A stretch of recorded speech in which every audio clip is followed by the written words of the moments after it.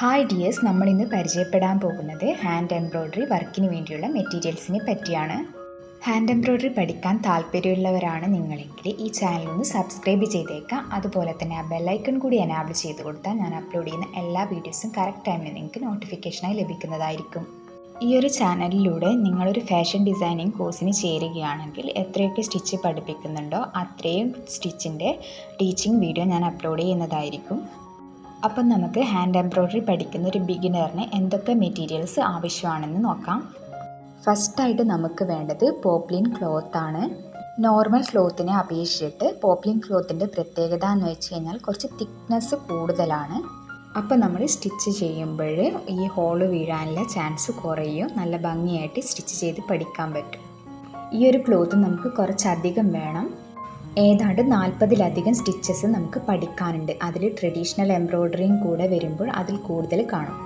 അടുത്തതായിട്ട് നമുക്ക് വേണ്ടത് 7 ഇഞ്ച് ഫ്രെയിമാണ്. ഈ ഒരു ഫ്രെയിമിലോട്ട് ക്ലോത്ത് ഫിക്സ് ചെയ്തിട്ട് വേണം നമ്മൾ എംബ്രോയ്ഡറി ചെയ്യാൻ സ്റ്റാർട്ട് ചെയ്യാൻ. ഈ സ്ക്രൂ വെച്ചിട്ട് നമുക്ക് അഡ്ജസ്റ്റ് ചെയ്യാൻ പറ്റും. ഇതെങ്ങനെ പ്രോപ്പറായിട്ട് ചെയ്യാമെന്നുള്ളത് എംബ്രോയ്ഡറിയുടെ വീഡിയോയിൽ പറഞ്ഞുതരാം.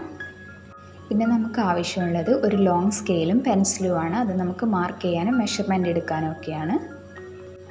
പിന്നെ ആവശ്യം ഒരു സ്റ്റിച്ചിങ് ത്രെഡാണ്. അത് നമുക്ക് ഹെം ചെയ്യാൻ വേണ്ടിയിട്ടാണ് യൂസ് ചെയ്യുന്നത്. ഹെമ്മിങ് എന്താണ്, ഹെമ്മിങ് സ്റ്റിച്ച് എന്താണെന്നൊക്കെ അടുത്ത വീഡിയോയിൽ ഡീറ്റെയിൽ ആയിട്ട് പറയുന്നതായിരിക്കും.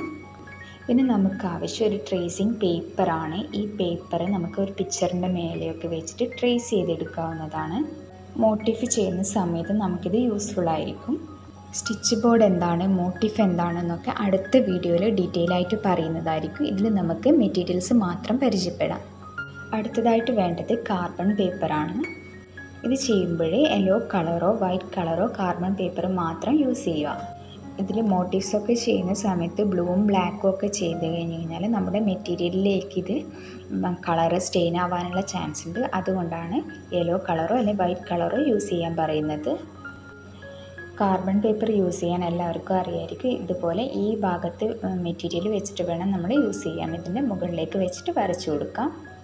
അടുത്തതായിട്ട് വരുന്നത് ഒരു നീഡിൽ സെറ്റാണ്. നീഡിൽ സിംഗിളായിട്ട് വാങ്ങാതെ ഒരു സെറ്റായിട്ട് വാങ്ങാൻ ശ്രമിക്കുക. നമ്മൾ ഡിഫറെൻറ്റ് സ്റ്റിച്ച് യൂസ് ചെയ്യുമ്പോൾ ഡിഫറെൻറ്റ് നീഡിൽസാണ് എടുക്കുന്നത്. അതുകൊണ്ടാണ് ഒരു സെറ്റ് വാങ്ങിക്കാൻ പറയുന്നത്. ഇതുപോലെ റൊട്ടേറ്റ് ചെയ്ത് കഴിഞ്ഞാൽ നമുക്ക് അതിനുള്ളിൽ നീഡിൽ പുറത്തെടുക്കാൻ സാധിക്കും. ഇതുപോലൊരു ഹോളുണ്ട്. ആ ഹോള് ഏത് നീഡിലാണോ ആവശ്യം അതിൻ്റെ അടുത്തേക്ക് റൊട്ടേറ്റ് ചെയ്ത് കൊടുക്കുക. അതിനുശേഷം നീഡിൽ നമുക്ക് പുറത്തെടുക്കാൻ സാധിക്കും. ഈ ഒരു നീഡിൽ സെറ്റിൽ നമുക്ക് റിബൺ വർക്ക് ചെയ്യാനുള്ള നീഡിൽ പോലെ അവൈലബിൾ ആണ്. പിന്നെ നമുക്ക് ആവശ്യം ഒരു കത്രികയാണ്. അതെന്തിനാണെന്ന് എല്ലാവർക്കും അറിയാമല്ലോ, അതുകൊണ്ട് അത് എക്സ്പ്ലെയിൻ ചെയ്യുന്നില്ല. പിന്നെ അടുത്തതായിട്ട് വരുന്നത് ത്രെഡാണ്. ഡിഫറെൻറ്റ് കളറിൽ വരുന്ന കുറേ ത്രെഡ് നമുക്ക് ഒരുമിച്ച് വാങ്ങിക്കുന്നത് നല്ലതായിരിക്കും. നമുക്ക് ആമസോണിലും ഫ്ലിപ്കാർട്ടിലും ഒക്കെ അവൈലബിൾ ആണ്. എംബ്രോയ്ഡറി പഠിക്കുന്ന സമയത്ത് നമുക്ക് ചെറിയ റേറ്റിലെ ത്രെഡ് വാങ്ങിക്കുന്നതായിരിക്കും നല്ലത്. നമ്മളിനിപ്പോൾ നമ്മുടെ ഡ്രസ്സിലേക്കൊക്കെ ചെയ്ത് കൊടുക്കുന്ന സമയത്ത് കുറച്ച് കോസ്റ്റ് കൂടിയ ത്രെഡ് വാങ്ങിക്കുക. അപ്പോൾ വാഷ് ചെയ്യുന്ന സമയത്തൊന്നും കളറ് ഇളകി വരത്തില്ല.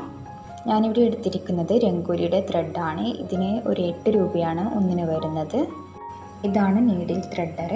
ഇത് നമുക്ക് 6 സ്ട്രാൻഡ്സിലൊക്കെ ത്രെഡ് എടുക്കുന്ന സമയത്ത് നീഡിലോട്ട് ഇട്ട് കൊടുക്കാൻ ഹെൽപ്ഫുള്ളായിരിക്കും.